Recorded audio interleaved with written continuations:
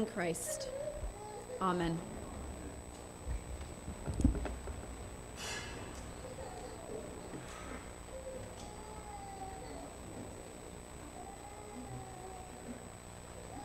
There was nothing different about the world on that first Easter Sunday.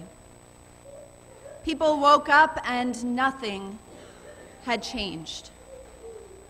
The Passover was over. It was time to go back home. It was time to go back to work. It was business as usual. And for some of those people getting back to business as usual, they did so with a heavy heart, because they had started to believe that maybe things could change. That maybe Jesus was the one who was going to overthrow that system of domination and institutionalized terror that they had lived with under the rule of Rome for so long. But they wake up on that first Easter Sunday, and Rome is still very much in charge. And Rome is going to be in charge for hundreds of years to come. Now, admittedly, Rome was still a little nervous about Jesus. Even though he was dead, they were nervous about him. They set up guards outside of the tomb. But Rome is that kind of power that's always nervous, that's always looking over its shoulder to see who might be rising up to try and challenge them. So there's nothing new about that either. Now, there are a couple of nobody women who see something and hear something absolutely extraordinary. The world shakes under their feet, and the tomb is empty, and an angel from God gives them a message. But even that, it's hard to see how that changes anybody's life, as extraordinary as that is. That the friend that they thought was dead is dead no longer. It's certainly very hard to see how their vision, what they saw and heard that morning, could have anything to do with us here today on the other side of the world 2,000 years later. Now, if that's a question that interests you, what does this have to do with us? I assume it does interest you, or else you wouldn't be here this morning. Then we need to take a step back, and we need to look for a bigger picture. We need to look not just at Jesus' death and resurrection. We need to look at his life and ministry. A life and ministry that was so disruptive and so controversial that it got him killed in the first place. And we find, in fact, that there are two things that Jesus teaches consistently in a whole bunch of different ways all through his life and ministry. He teaches, number one, that God is powerful. God's power is totally different from the power that we normally think rules the world. The power that is based in might and armies and wealth and status, that is not God's power. But God's power will triumph. Jesus taught that God was powerful. And Jesus taught that we can be part of that power. We can say yes to that power. We can align our lives with that power. Power that tends to be lived out in weakness and that is always about love. But Jesus taught that we had a choice. We can say no, but we can also say yes. Now, if we look at those two pieces of Jesus' teaching in the context of this first Easter morning, then we start to make a connection.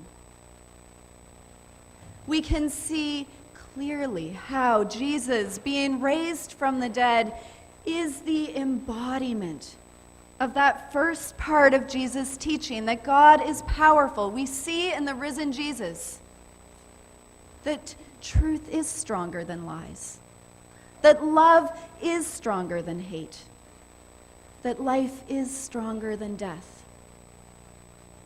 And that has potential. It has potential to change how we live and what we give authority over our lives. But in and of itself, even that doesn't change the world. Because I ask you, what would have happened if nobody had gone to the empty tomb? If nobody had heard the voice of the angel? If nobody had walked the road to Galilee and nobody had met the risen Jesus? Would we be here today? That second part of Jesus' teaching is so important. That human choice to say yes to God's power. But the reason why the world was not so different, was not perceivably different that first Easter Sunday, is because those two pieces coming together rarely change the world all at once. What we see on this first Easter Sunday is we see some small and modest people making some small and modest choices that don't change the world.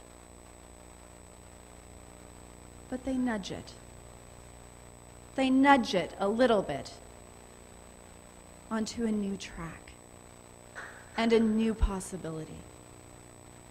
And it starts with that choice to go to the tomb. Those brave women who go to the tomb. And they know that Rome is guarding that tomb, and they know that Jesus is dead, and they know that whatever they'll do at the tomb isn't going to make any difference to anybody, but they love Jesus. And they want to care for him, even in death. And then they make the choice to hear the angel and to listen to the angel, and they're terrified of what the angel has to say, and they act anyway. And they go to Galilee as they have been asked to do. To go to Galilee is to share the thing that we have received from God and to follow in the way that Jesus taught us.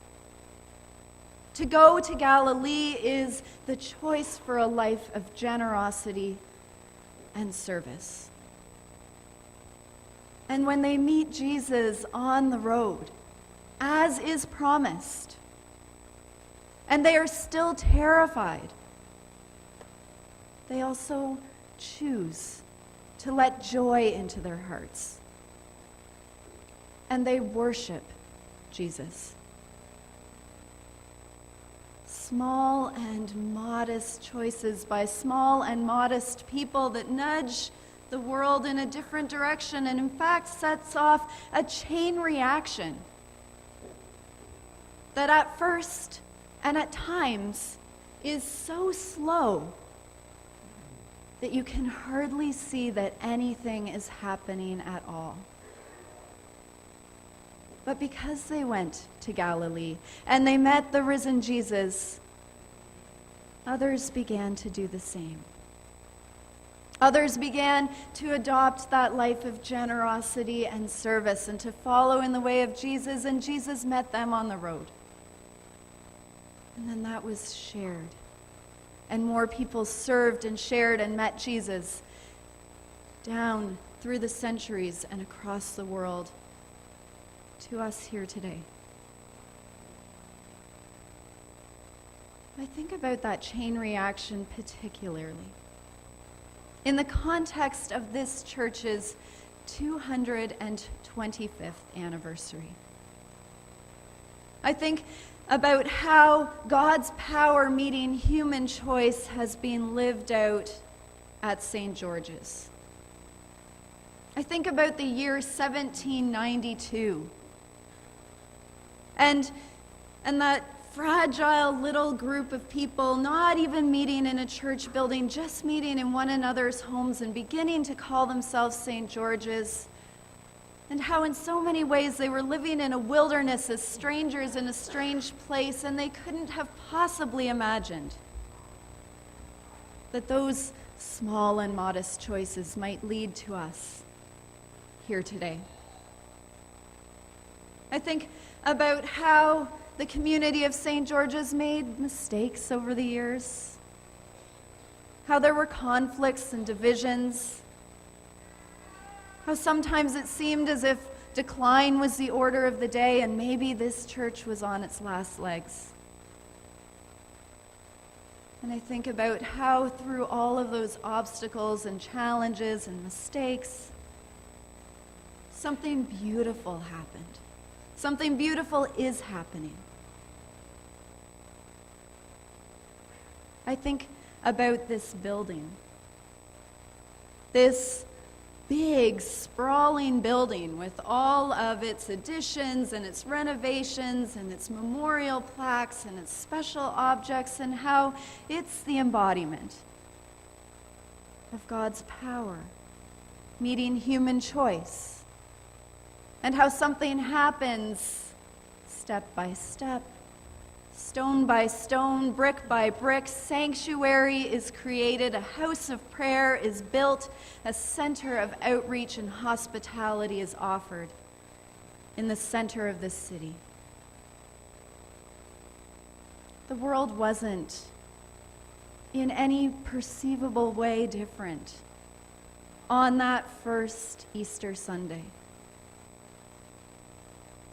But as God's power has met human choice, the world we are in today is very different. We call it resurrection. The meeting of God's power with human choice, we call it resurrection. And because both of those pieces are needed, it is incumbent upon each generation to receive, perceive, treasure, and share that resurrection life. And now we are that generation. Now we are the ones who are hearing again that Christ is risen. We are being invited to go to Galilee, to say yes to those lives of generosity and service, and to follow in the way of Jesus. We are told, we are promised that Jesus will meet us on the road, and we are asked to keep our eyes open for him. Today, now, the choice is ours.